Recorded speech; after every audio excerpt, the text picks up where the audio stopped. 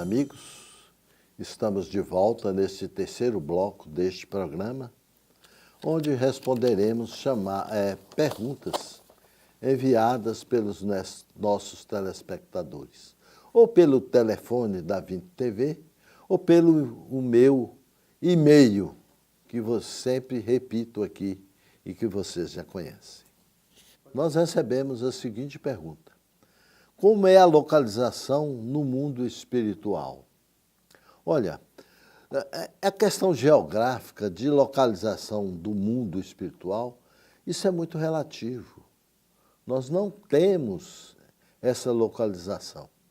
Nós sabemos que os espíritos simpáticos entre si, eles se agrupam em cidades espirituais. Agora, essas cidades tá sobre várias cidades no próprio país. Todo o país tem várias cidades acima do próprio país, onde agrupam os espíritos que desencarnam neste país. Nós temos na Bíblia apenas uma referência de uma cidade espiritual, que está no Gálatas, na Epístola aos Gálatas, onde o evangelista fala da Jerusalém de cima, porque nós temos a Jerusalém de baixo e a Jerusalém de cima, onde o evangelista estava se referindo a Jerusalém, cidade espiritual. Aqui no Brasil, a mais conhecida é o Nosso Lar. É uma cidade que existe sobre o Rio de Janeiro. Essa cidade, ela congrega espíritos simpáticos que desencarnam no Brasil e que têm certa evolução. Vão para essa cidade. Ficou famoso por causa do livro, o livro chama O Nosso Lar, e também por causa do filme, que teve o filme sobre o Nosso Lar. Então, mas existem outras cidades. Aqui nessa nossa região, dizem, eu não tenho certeza, dizem os espíritas que tem uma cidade sobre a cidade entre Juramento e Olhos d'Água. Existiria uma cidade espiritual ali, para recolher os desencarnados dessa região. Bom, essas cidades, a pessoa trabalha, mas são cidades governadas aristocraticamente, ou seja, é o fato que nós falamos até neste programa. Os governantes têm um saber moral e um saber de conhecimento muito grande. Eles governam para o bem comum, onde os habitantes dessas cidades são felizes, mas trabalham também. Lá não tem ociosidade, não. Lá nós trabalhamos, nós aprendemos, nós temos reuniões, nós temos palestras, nós temos seminários. E tem trabalho, lá tem hospitais para tratamento espiritual.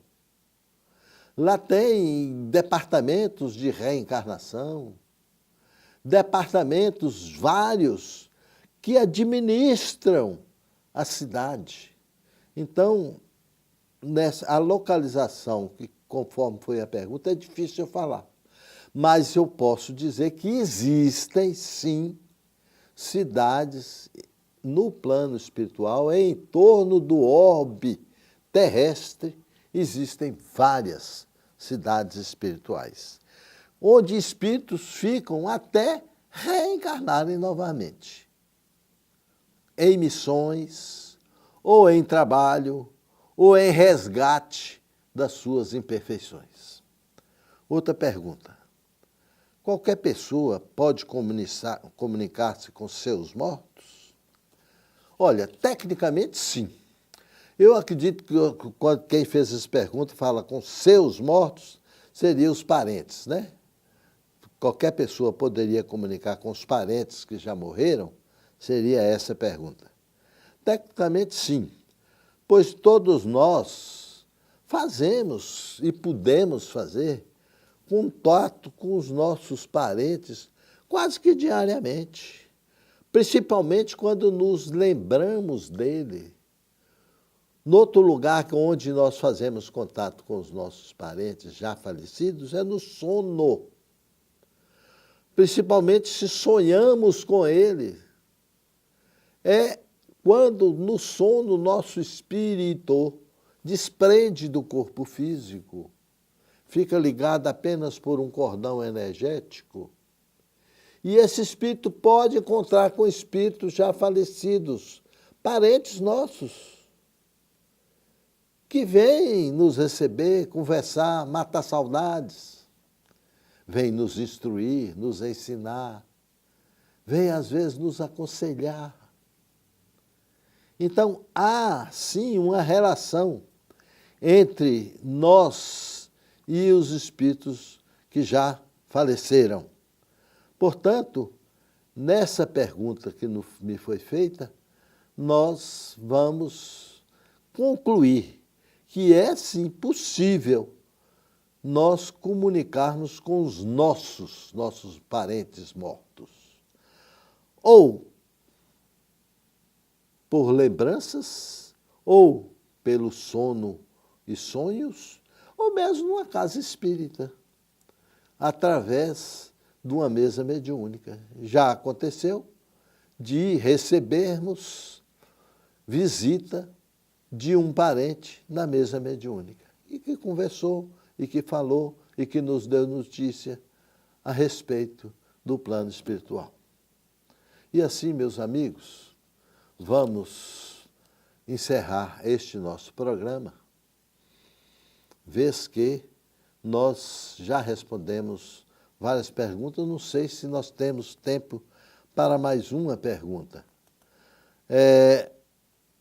Mas vamos fazer essa pergunta. O contato com outros espíritos durante o sono, você se referindo ao sono, é sempre registrado? Olha, pode ser registrado, pode não ser. Isso não é sempre registrado, não. Depende da pessoa.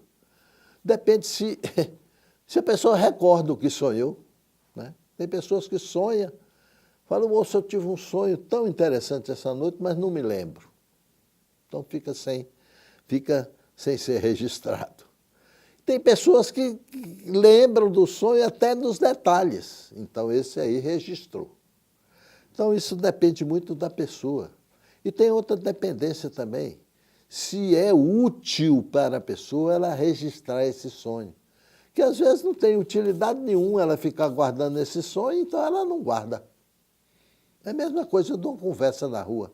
Nós temos tantas conversas na rua boas que a gente guarda porque dá bons exemplos, ou dá boas instruções, ou bons conselhos, como temos também conversas na rua que são futilidades, que a gente conversa, à tarde a gente nem sabe com quem conversou, nem o que conversou.